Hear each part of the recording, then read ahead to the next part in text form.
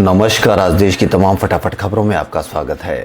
नंदीग्राम जीतने के बाद राज्य की मुख्यमंत्री ममता बनर्जी पहली बार सबके सामने आई। उन्होंने बंगाल की जनता से अपील की कि वो भी घर जाए और गर्म पानी से नहाए।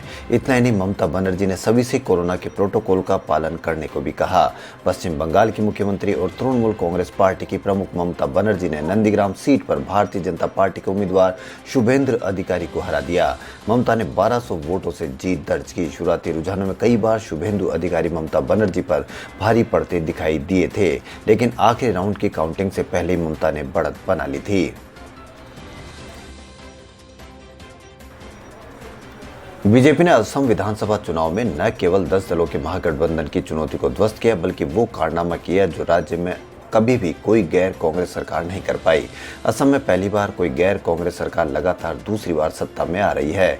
असम में विपक्षी दलों के महाजोत के मुकाबले बीजेपी की अगुवाई वाली गठबंधन मित्रजोत सत्ता में वापसी करती दिखाई दे रही है।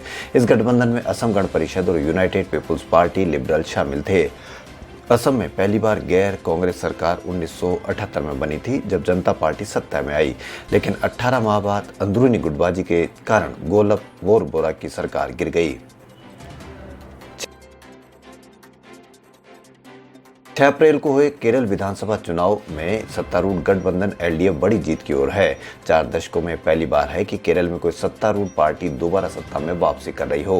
केरल चुनाव नतीजे के शुरुआती रुझानों में 94 सीटों पर लेफ्ट दलों का गठजोड़ एलडीएफ आगे है या जीत चुका है, यानी वो बहुमत का आंकड़ा 71 पार कर गया है।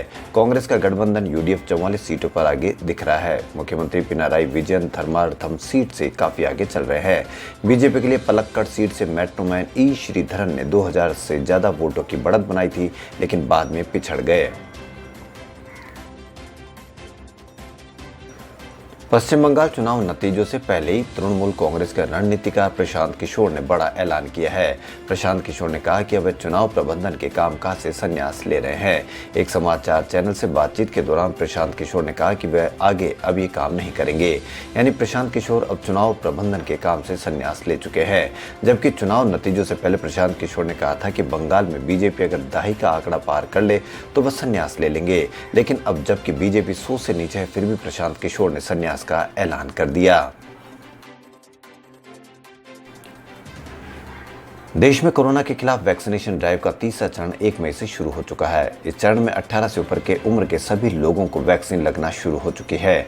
दिल्ली में वैक्सीनेशन ड्राइव को तेजी दी जा रही है। इसके तहत यहां सरकारी स्कूलों को टीकाकरण के केंद्र बनाए जा रहे हैं।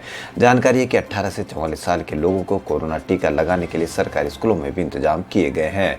दिल्ली सरकार ने 77 सरकारी स्कूलों में सोमवार से टीका लगाने के लिए इंतजाम किए। ये सभी नजदीकी अस्पताल से अटैच होंगे। स्कूलों के अंदर टीकाकरण केंद्र इसलिए भी बनाए गए ताकि अगर टीका लगवाने के लिए ज्यादा संख्या में भी लोग आ जाए तो संक्रमण फैलने का खतरा कम हो। देश में बेकाबू होता कोरोना के बीच प्रधानमंत्री नरेंद्र मोदी ने रविवार को हाई लेवल मीटिंग की। इस दौरान मोदी ने एक्सपर्ट्स के साथ साथ अलग अलग मुद्दों पर बात की। मीटिंग के दौरान देश में ऑक्सीजन और मेडिसिन की उपलब्धता का रिव्यू भी किया। मीटिंग में कोरोना से निपटने के लिए कई अहम कदम उठाए गए। सरकार के सूत्रों के मुताबिक पीएम ने आज देश में कोरोना के प्रभावी मैनेजमेंट के लिए मानव संसाधन बढ़ाने के मामले की समीक्षा की। बैठक में मेडिकल और नर्सिंग कोर्स से पास आउट या स्टूडेंट को कोविड ड्यूटी से जुड़ने के लिए प्रोत्साहित करने जैसे कई कदम उठाए जाने का फैसला किया गया। देश भर में कोरोना संक्रमण से बिगड़ते हालात के बीच शनिवार को कांग्रेस सांसद राहुल गांधी ने एक बार फिर केंद्र सरकार और प्रधानमंत्री नरेंद्र मोदी पर हमला बोला। उन्होंने कहा कि देश के हालात बिना जानकारी तूफान में तैरती कश्ती जैसी हो गई है। जब केस घटे तो पीएम ने क्रेडिट किया, हालात बिगड़े तो राज्य को दोष दे रहे हैं। उन्होंने मोदी पर तंज कसते हुए कहा कि सही मायने में लोगों को आत्मनिर्भर बनाया जा रहा है। भारत में कोविशील्ड वैक्सीन बना रही company serum institute of India के सीईओ अदार पूनावाला को धमकी भरे कॉल आ रहे हैं। पूनावाला ने लंदन में टाइम्स यूके को दिए इंटरव्यू में आरोप लगाया कि भारत के शक्तिशाली नेता, मुख्यमंत्री और बिजनेसमैन उन्हें फोन पर धमका रहे हैं। सभी वैक्सीन की सप्लाई तुरंत करने की मांग कर रहे हैं। उन्होंने कहा कि वैक्सीन सप्लाई को लेकर मुझ पर भारी दबाव डाला जा रहा है। अप्रैल महीने में वस्तु एवं सेवा कर का रिकॉर्ड 1.41 लाख करोड़ रुपए का कलेक्शन हुआ है। जीएसटी लागू होने वाली जुलाई 2017 के बाद ऐसा पहली बार हुआ है। अब तक सबसे ज्यादा कलेक्शन मार्च में 1.24 लाख करोड़ रुपए का था। अप्रैल में आंशिक रूप से लॉकडाउन लगने से अनुमान था कि कलेक्शन घट सकता है। ये लगातार 7वां महीना है जब जीएसटी कलेक्शन 1 लाख करोड़ रुपए के पार रहा है। बॉलीवुड के मिस्टर परफेक्शनिस्ट कहे जाने वाले आमिर खान कुछ दिनों पहले ही कोविड-19 की चपेट में आ गए थे, जिससे अब एक्टर रिकवर हो चुके हैं। रिकवर होने के तुरंत बाद ही एक्टर ने बिना ब्रेक लिए दोबारा काम पर वापसी कर ली है। एक्टर अपनी फिल्म लाल सिंह चड्ढा की बची हुई शूटिंग लद्दाख में कर रहे हैं, जहां से लगातार तस्वीर और वीडियो सामने आ रही है। हाल ही में आई ई टाइम्स की रिपोर्ट्स के अनुसार लद्दाख में लाल सिंह चड्ढा फिल्म का अहम हिस्सा शूट किया जा रहा है।